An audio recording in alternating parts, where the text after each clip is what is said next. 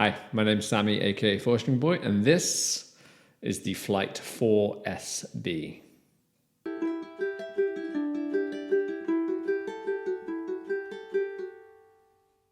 Hello there. This is fun. Flight have just announced a brand new tenor model called the Flight 4SB, and here she is. Now, I've actually known about this model since January, and that's because the 4SB does stand for 4-String Boy. So we are looking at my very own signature model from Flight. It feels absolutely crazy to me that I'm sat here with my own signature ukulele.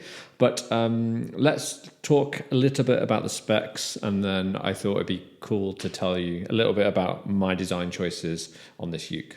Now, this is a tenor-sized ukulele. The body is basically the same size as a Fireball, but we've got a solid cedar top, completely painted black, and then we have solid rosewood back and sides. We have a rosewood bridge, a rosewood neck, and we have black bridge pins all across the bridge. 19 frets on the neck. We have a Flight's lovely open slotted headstock, along with the same tuners that are on the Fireball, which I do not remember at this time. And the neck that we have is made of African mahogany. It comes with a padded gig bag, the same from the Royal series, but I asked Flight if they'd do me a black one instead of red, which they did. And this ukulele will be available acoustic only. So no pickup. If you want to install your own pickup, I wanted to give people that option, but I know a lot of people, hello Baz, just want an acoustic ukulele. And so both Primoz and I decided that was for the best. A lot of you will know that the Flight Fireball is my most favorite Flight ukulele. It was my very first Flight ukulele, and it's definitely, I've got used to the sweet, soft sound of the mango. Now, for a long time, I've been trying to find a ukulele that's the opposite of that. So I've been trying to find something that's loud and quite brash, but not being too sharp and still having a nice, warm tone. Now, the good news is over all these years, I've been collecting quite a good collection of Flight ukuleles. So I've got to know what I like and what I don't like in woods, shapes, and design. And this is the final end product. Right, so I'm going to give you a little bit of a backstory on basically why all the elements have been designed the way they are, and talk to you about how it was working with Flight to design this. So Primoz wrote to me and asked me if I'd fancy releasing a Sammy signature model this year, which obviously I said, nah, mate, not up for it. But I definitely wasn't that cool. Obviously, I was straight away like, yes, please, let's absolutely do it. Now, I always wanted basically a kind of monochrome ukulele, if you can't tell from my surroundings and how I dress. So I wanted to go in with either a white or black ukulele. We ended up with this painted black cedar top in the end, but basically the entire body is just basically natural rosewood. I didn't want to paint the entire body like the Nighthawk is, but I wanted the most solid of black for the top, and there it is. The rosewood neck and the rosewood bridge on Flights is pretty standard, and pretty much most of the ukuleles I play are bridge pins. So I wanted bridge pins, but again, I asked very politely that we didn't have red bridge pins. I wanted it to be black so it matched with the body. And again, going with the black gig bag with the black attire. I like black, okay, that's it. Now, talking about the decoration of the uke, it was actually Primoz's idea to use spalted maple. And so we have a spalted maple binding, a spalted maple sound hole ring thing. What are they called? It's not called an abalone if it's not abalone, is it? Sound hole ring thing? Uh-oh, should have looked at that. That's spalted maple. The fret markers are spalted maple, and also the headstock is spalted maple. Sammy's all about uniform, and I wanted a ukulele that was kind of really tidy, but basically looked kind of like I look, but would also have some mass appeal as well, hopefully. Now, the sound hole ring thing that I said, basically, that's made of spalted maple. And that design, I actually kind of borrowed from the A10. If you look at the A10 Cocobolo and the A10 Mango, they have this wonderful kind of almost moon-ish around the sound hole. Theirs has a bit of a gap in it. I really, really, really liked the shape, but didn't want basically a gap between the sound hole and the wood. So kind of just filled it in and made it so it's kind of almost a crescent moon if you can kind of look at it from that way. Now, the Cutaway is something ever so slightly different, okay? So you can tell, if you know your flight ukuleles, this isn't the same Cutaway as the Fireball or the Nighthawk. This Cutaway, I've actually had my eye on for a long time. And there's a flight artist called Ada, who's a fantastic Slovenian artist. Please check her out. And she has the Dragon A10 Cocobolo model, but she has a prototype. And that prototype has this Cutaway, but in black. I don't know whether anybody else has ever noticed it, but Sammy, being the big nerd he is, always noticed it. And so when I asked Flight about it, I was like, that body shape is incredible. Could I please steal that Cutaway? And so we have that Cutaway, and that Cutaway has been filled in with this Spalted maple again. To me, the Spalted maple kind of looks like a cup of coffee. So as a big avid coffee drinker, I kind of look at it as the top end of my coffee. And the great thing about Spalted maple is that basically it always looks completely different. If you were to see a solid mango ukulele, they're the most interesting because they really, really vary in their design.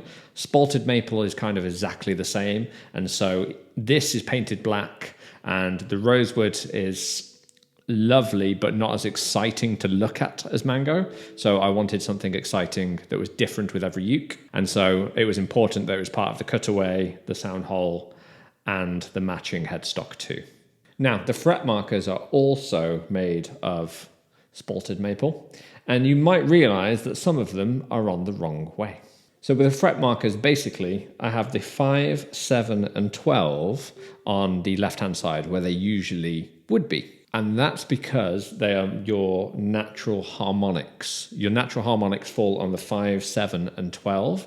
And Sammy uses those natural harmonics a lot. So I kind of wanted those fret markers to stick out more. And then on the other side, we have the fret marker for the 10, the 15, and I've added an extra one on the 17 because I play artificial harmonics so much. My right hand is often basically trying to find everything plus 12. So around 16, 17, and 18, I'm usually flying around my right hand. So I wanted to make it easier to try and find those artificial harmonics past the 15th fret.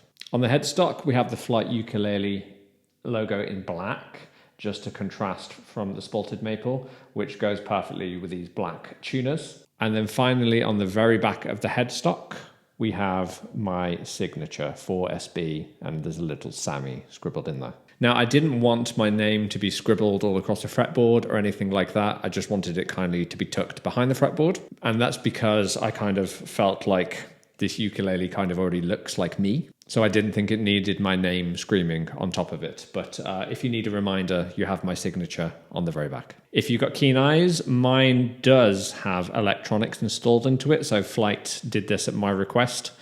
Basically because I use an amp all the time, I have the new generation of Soundwave attached to this, Soundwave Generation 2. I've not seen one of these before. I've never seen it on another flight ukulele, and so was pleasantly surprised when I discovered it was a brand new version of the Soundwave attached to this. And so maybe in another video, if you want to look at that, I will definitely give an in-depth review on it. And I'm curious to see what flight ukuleles in the future will have the Soundwave Generation 2 attached to it.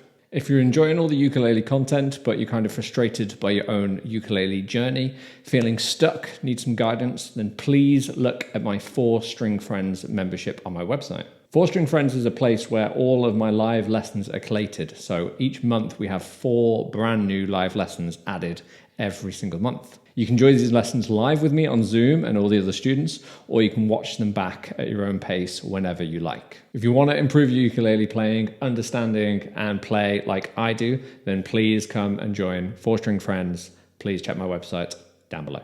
Right, so that's it. That is the Flight 4SB.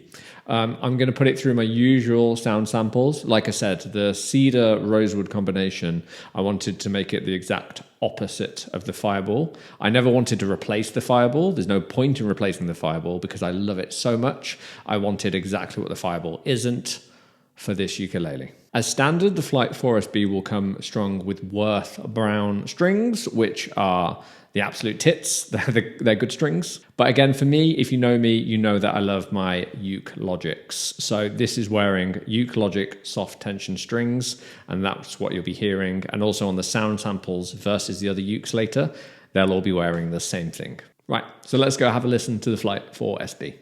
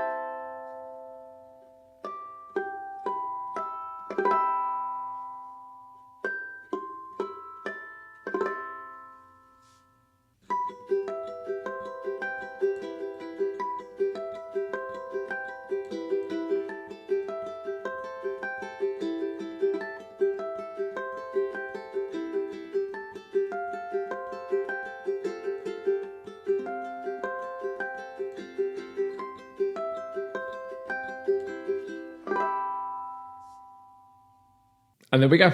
There she is. So for me, the main thing is, takeaways from the sound of this ukulele is that it's very, very, very clear, but very, very, very loud. So again, I really wanted to design something and Flight to give me something that was the anti-Fireball. So the Fireball has that sweet mellow tone, but it's a very quiet ukulele and it almost has a little bit of a muddy tone at times. Now I love this, it's part of the Fireball, but I wanted, like I said, the opposite. I wanted something that was crystal clear in tone and loud. And that's exactly what this thing is. So always for my reviews, I always put the reviewed ukulele versus other Flight ukuleles, just so you can have a look at a comparison. For this one, I put it versus the Flight Fireball, the Flight Nighthawk, and the Flight A10 FM. The reason I chose those ukuleles is because those are my top 3 most used ukuleles, and I feel that they're kind of the biggest comparison, closest thing that people will be looking at versus this kid. Have a listen to the comparisons and see what you think about the tones. Let's talk about it in a second.